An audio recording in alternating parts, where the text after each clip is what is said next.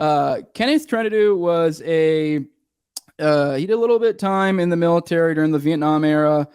He ended up acquiring a heroin addiction during that, which I guess a lot of people kind of did during that little skirmish during that period of the military. I don't know if it's just being over there. I don't know the specifics of why he developed heroin addiction, but he did. He tried to rob a bank to fund his addiction. It was kind of a bungled bank robbery. He ended up getting busted. He did his time. He got out. He got his life back together. He had a wife. He ended up having having a kid, like was a newborn at the time, essentially. Very young. He was dealing with parole. He kind of blew off parole essentially because one of the conditions was that he wasn't able to drink. And he had a brother, Jesse Trentadue, who was a high-powered lawyer, really good at what he did. He tried to get his brother to help him to kind of like fight that alcohol condition, and they tried to deal with that, and it fell through. And then he was kind of like, dude, I'm gonna drink. So I don't know, like, I guess come get me, like, kind of was the deal, like, and so, which I mean, whatever. He was a real ass dude. I don't know, but and then I guess at one point his wife was Mexican, so I don't know the specifics of why, but he was coming back from Mexico at one point, and he got stopped at the border, for his parole violation. Essentially, I don't know what flagged it. I brought up his wife being Mexican because I'm assuming it was probably like a family thing or something, and so he got busted. They sent him to a federal transfer center in Oklahoma City. This guy had the misfortune of in some ways fitting a lot of the bullet points of John Doe 2. He, had a similar build, similar facial structure. He had a similar tattoo because it was thought that John Doe 2 may have had some sort of dragon tattoo on his arm.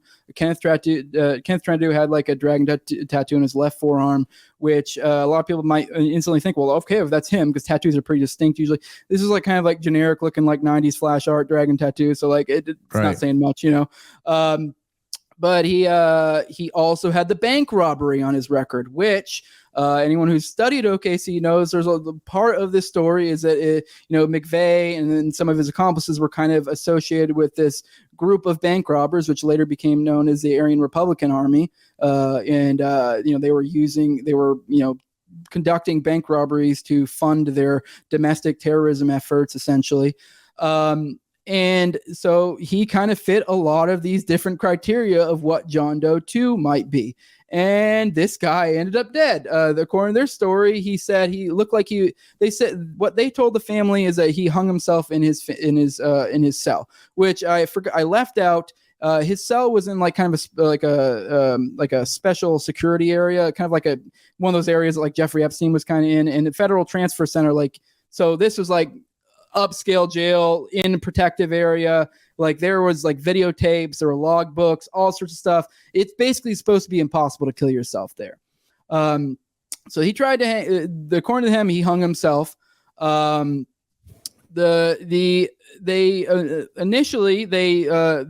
feds or whatever, because it's a federal prison, they called the family and asked them if they wanted him to cremate the body. They were like, no. Then they tried to go to the medical examiner and say, hey, can we cremate this body? Like, can we forego it and let you? And the medical examiner was like, what? No. Like, that's the family. That's up to the family.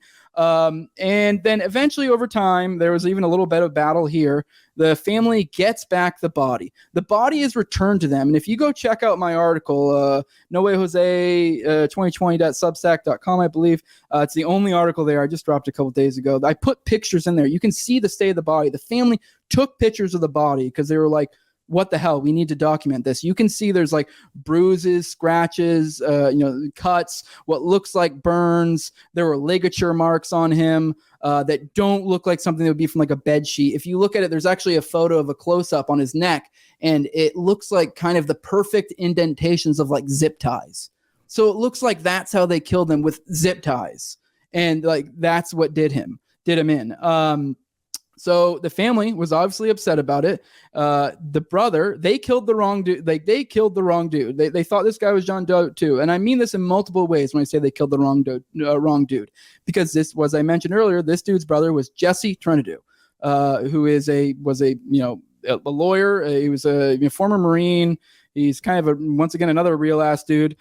He was not having it. Like for him, his brother got killed and he was on the warpath. He's literally to this day still dealing with the courts and FOIA and has been doing it since then.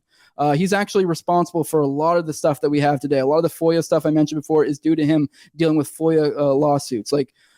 But anyways, he essentially tried to go on multiple fronts. He tried to attack this on a political front, on a FOIA front, on a civil front, and on a criminal front. He was basically attacking on all fronts all at once. He actually, on the civil side, he actually won $1 million. I forget. I don't know if it was like for suffering of the family or emotional suffering or something. I forget the specifics of why they did it. But essentially, they did themselves in by financing him. So then they gave him the money to be able to continue this fight for basically forever. But on the criminal side, one of the things too, there are other suicides that are connected with this suicide, and we'll get into that, or other deaths. Not all of them were technically considered suicides. There were two cellmates that were near him that claimed that they heard what sounded like screams and stuff, and things that sounded like torture coming from his cell.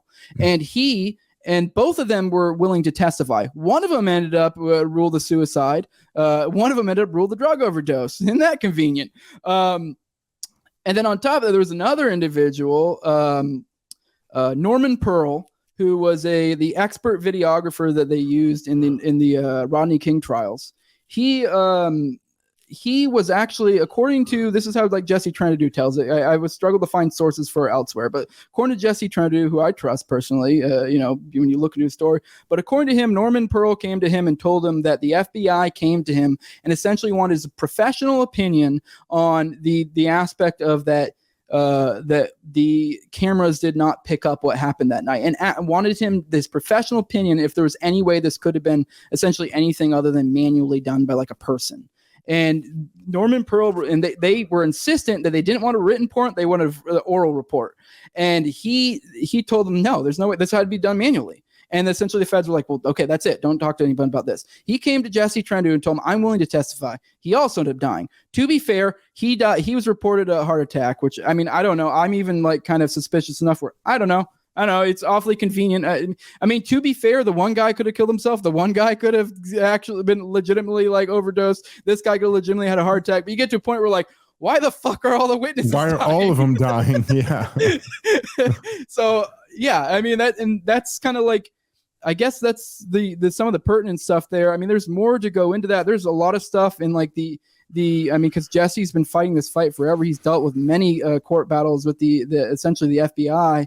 I mean, they were literally at one point, the feds were caught, committing perjury, and their literal legal defense was, it is within our authority to do so.